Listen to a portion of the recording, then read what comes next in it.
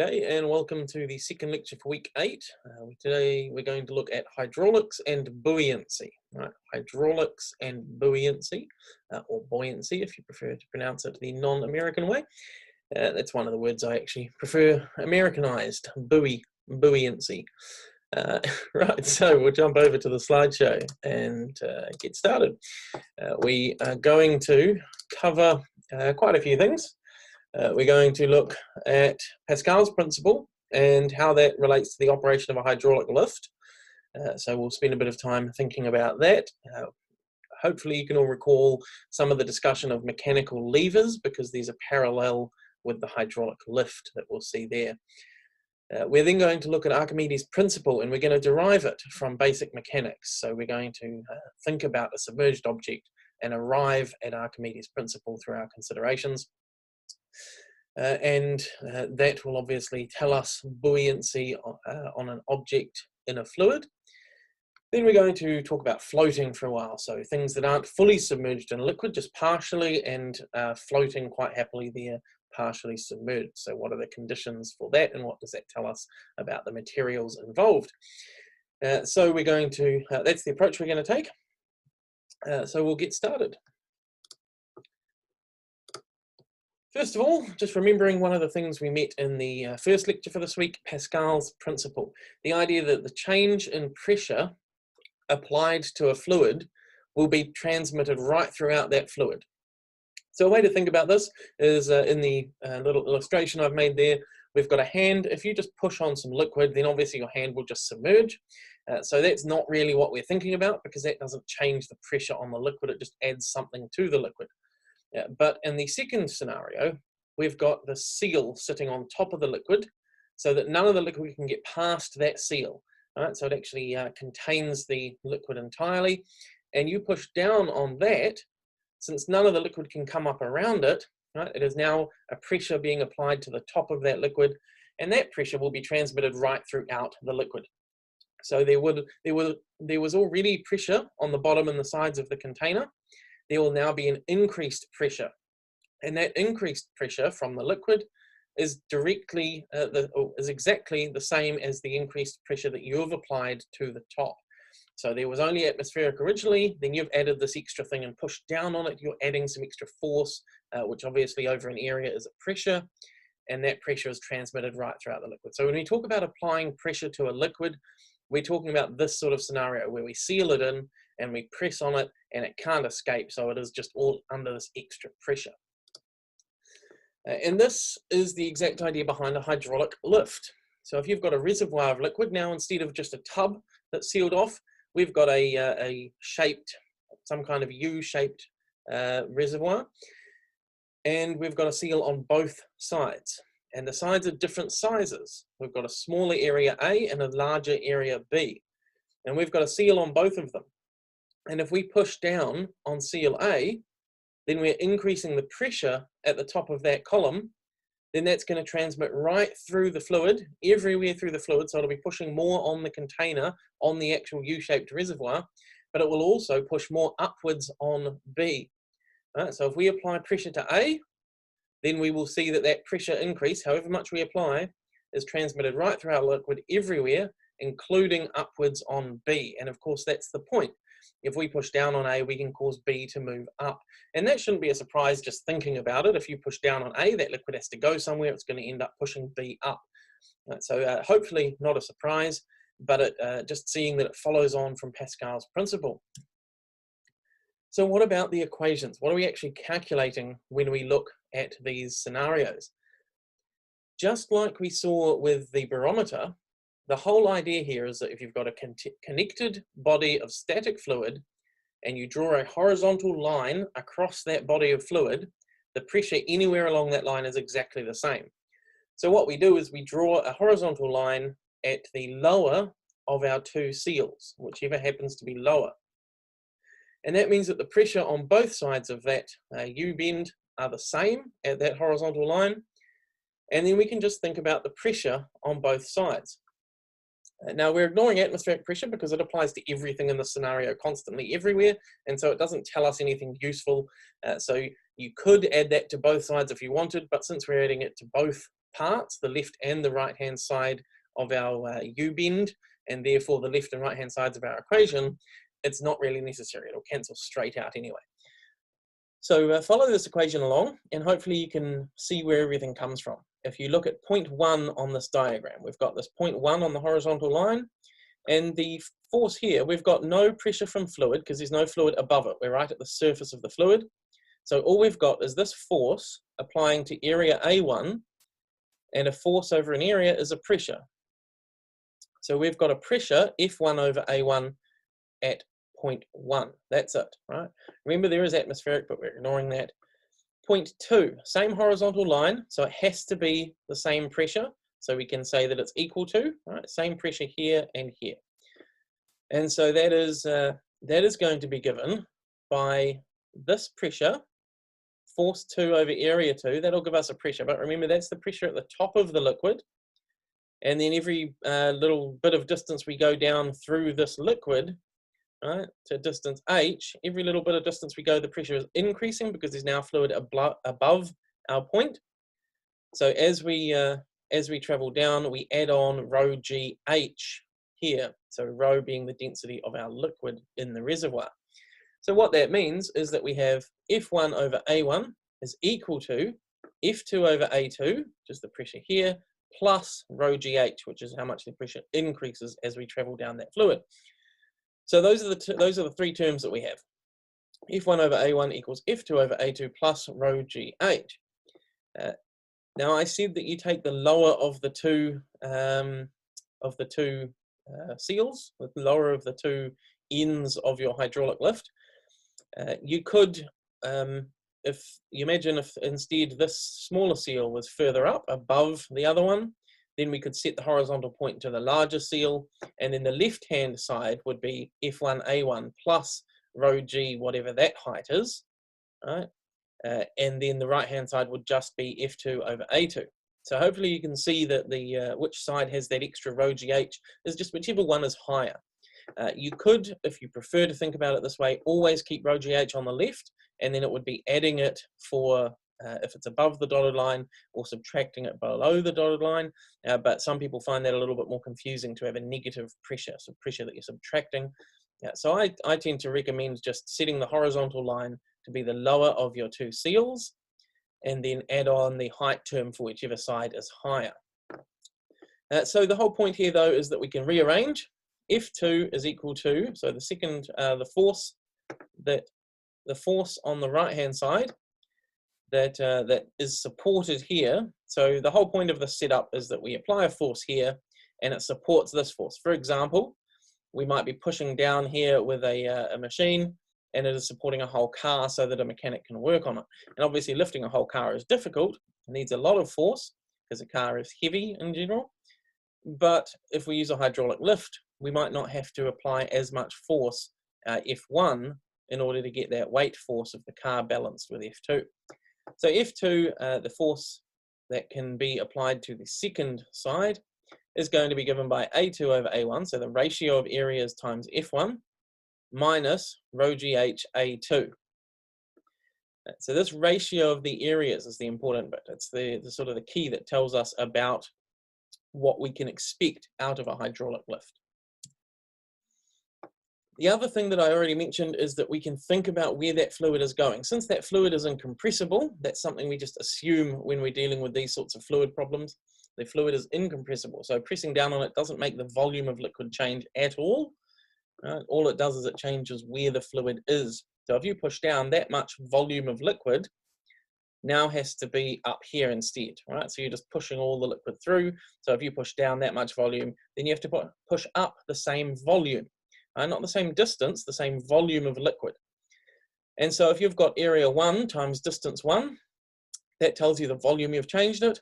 So therefore we know that volume 2 is going to be area times distance 2.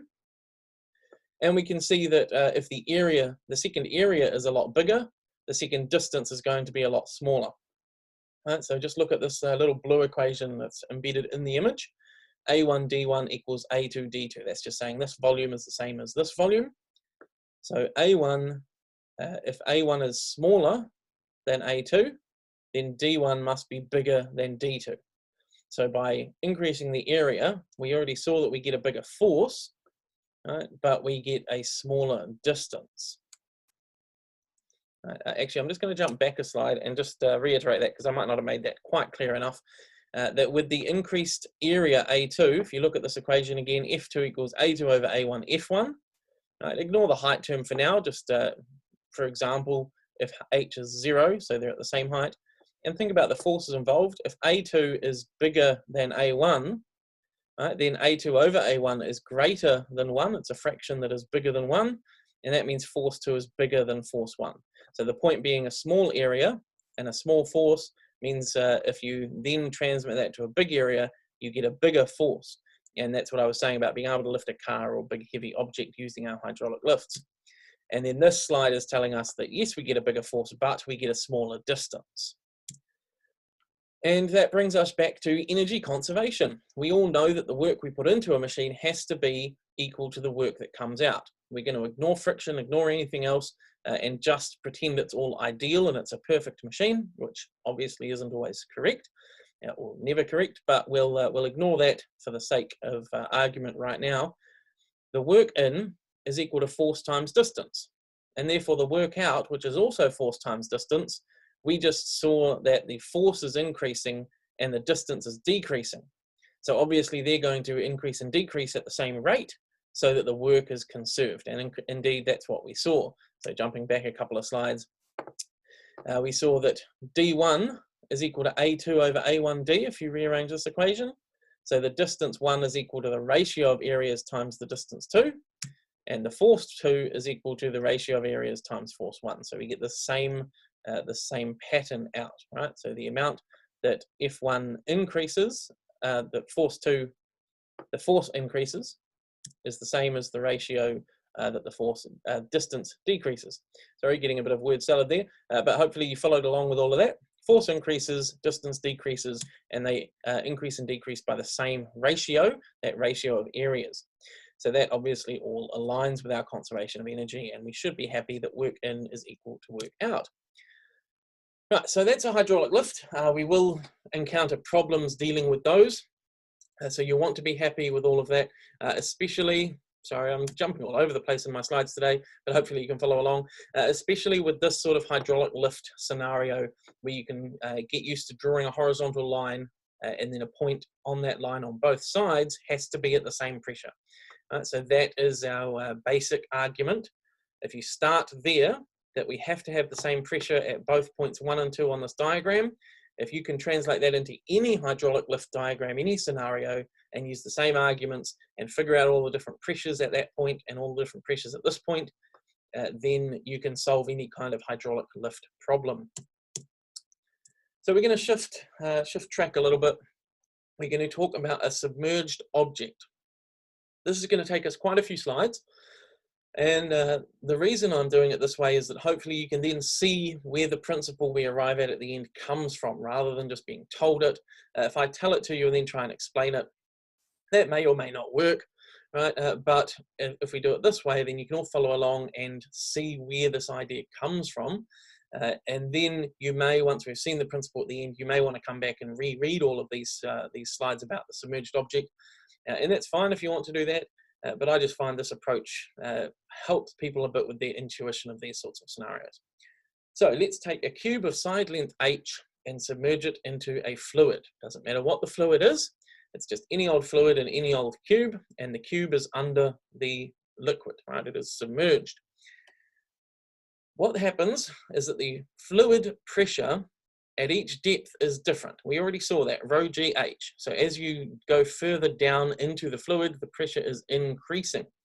So that means that the pressure that the fluid is applying to the sides of the cube is different at each different height.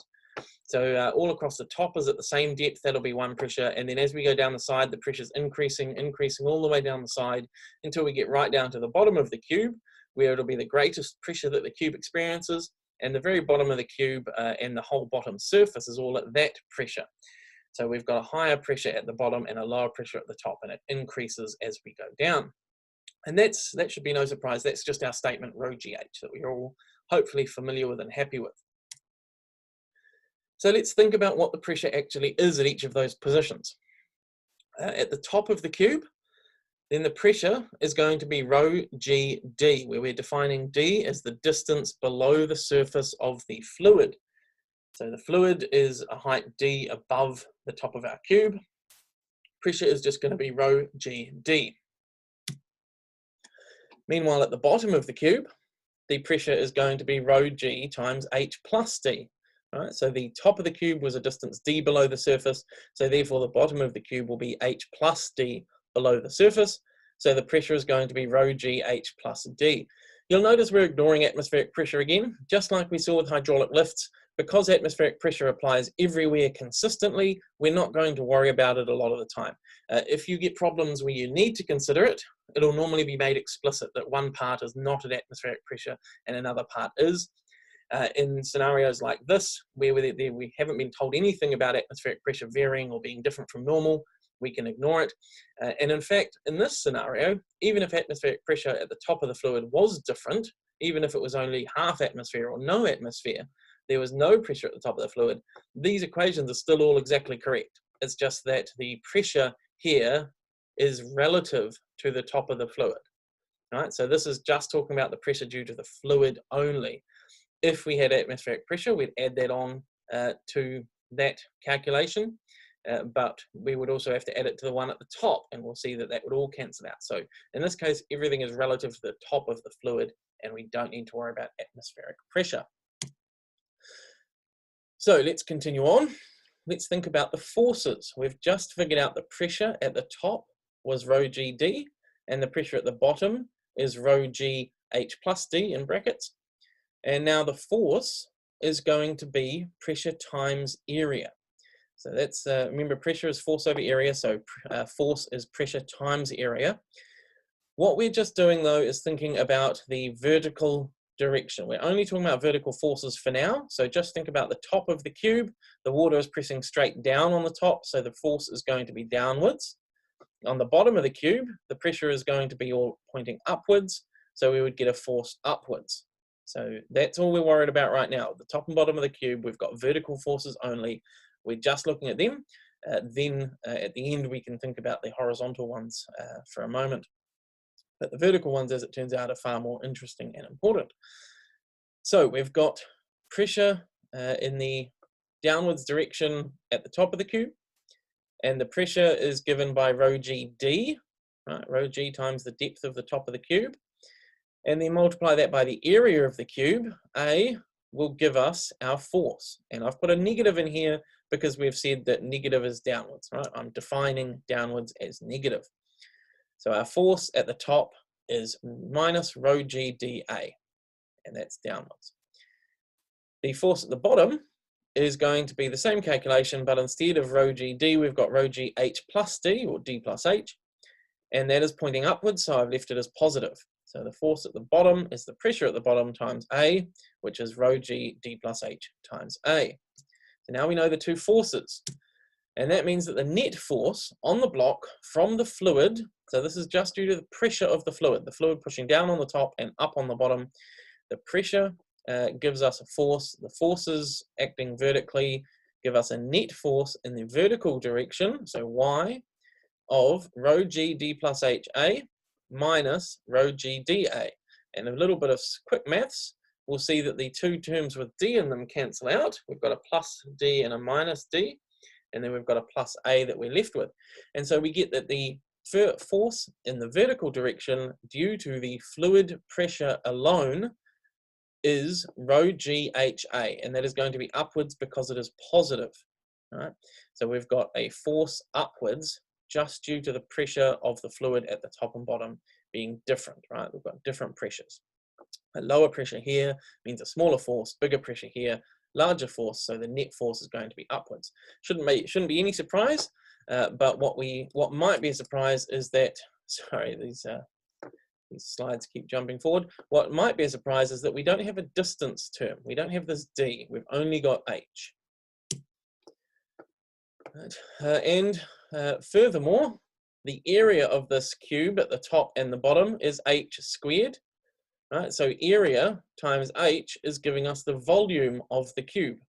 So the vertical force is rho g times the volume of the cube upwards. So the density of the fluid times gravity times the volume gives us the force upwards on this object due to the fluid that's surrounding it. Furthermore, right, continuing this train of thought, we've now said that we've got rho g times volume, but a rho times a volume gives us a mass, right? But the rho is the density of the fluid. So what we're doing is we're taking the volume of the object, but the density of the fluid. And so we get mass of the fluid if it was occupying the space that the object is occupying. Right? So imagine instead of this object, we pulled that object out and that space filled up with fluid. How much would the mass of that fluid be? It would be rho, density of the fluid, times the volume of the object. So what we see is that the force upwards on this cube is equal to the mass of the fluid that would take up the same volume times gravity. Now the other thing that the other way we refer to that is the fluid that's been displaced by the object. So how much fluid did the object have to push out of the way to be there? And obviously that's going to be however much fluid would take up that volume, right? Which is the mass of the fluid that we're talking about. And then finally, mass times gravity is just weight force. So on this one, on the previous slide, mass of the fluid times gravity, that's just the weight force. So furthermore, right, not just to do with the mass, we've got the weight force of the fluid that would take up that space that is occupied by the object. So the weight force that the fluid would take up, if it's occupied that volume, is equal to the force upwards on the object due to the pressure. So it's a little bit convoluted, but if you can follow all of that reasoning, it should make perfect sense. We've got a lower pressure here, so a lower force downwards than we have here upwards, which means we've got a net force upwards, and using all of that math, we can show that that net force upwards is equal to the weight force of the fluid that would occupy that volume if we removed the object. So far, we've only considered the vertical forces, the force up and down from the pressure on the top and the bottom. What about the pressures and forces in the horizontal directions? Well, I'll leave that to you to figure out. So have a think about that. The hint that I'll give you is that we can ignore them, right? We can ignore them. So I'm going to ignore them for now, but you should think about them. Feel free to ask if you do get stuck, but have a think about why we can ignore them. We'll leave this lecture here. I'll pick up again in another video very shortly where we move on to continue this train of thought about buoyancy. So we'll just end by saying that that force that we just calculated, the upwards force due to that difference in pressure at the top and bottom of the cube, is called the buoyant force, or buoyant force if you want to be American. So the buoyant force depends entirely on the fluid in which the object is placed and the volume of the object. And so it's the weight force of the fluid that has been pushed out of the way. I've put in brackets here a little way that some people like to think about it, and that is that you can think of it as gravity acting on the fluid that has been pushed out of the way, trying to get back into that space. So you've got a cube, you push it underwater, the cube pushes water out of the way, that water now wants to get back to where the cube is, and so the weight force of that water that's been pushed out of the way is now pushing on the object to try and get it up out of the way so it can go back. It's not technically correct, it's not quite the right way of explaining it, but it can help some people just remember that relationship, that the buoyant force on an object that is submerged is equal to the weight force of the fluid displaced by the object. So as I said, I will end this meeting here. And I will pick up again for the second video right here.